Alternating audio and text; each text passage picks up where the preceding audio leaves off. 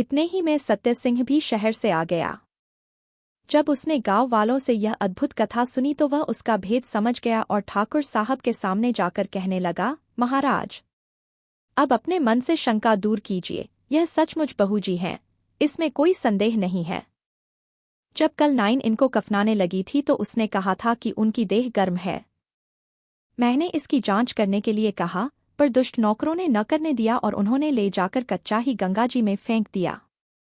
अच्छा हुआ, नहीं तो अब तक जलकर बहूजी राख हो गई होती।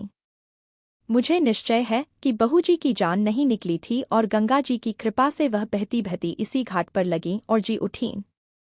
अब अपना भाग्य सराहिए, इनको फिर से अपनाइए और बधाई बजाइए।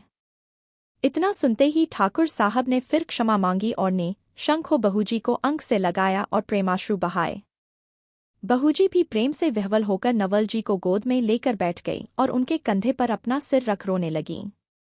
जब गाँव वालों ने यह वृत्तांत सुना तो वे आनंद से फूल उठे और बहूजी के पुनर्जन्म के उत्सव में मृदंग, मंजीरा और फाग से डफ बजाकर नाचने गाने लगे और स्त्रियां सब पानफूल मिठाई लेकर दौड़ी और बहूजी को देवी मानकर उनका पूजन करने और क्षमा मांगने लगीं।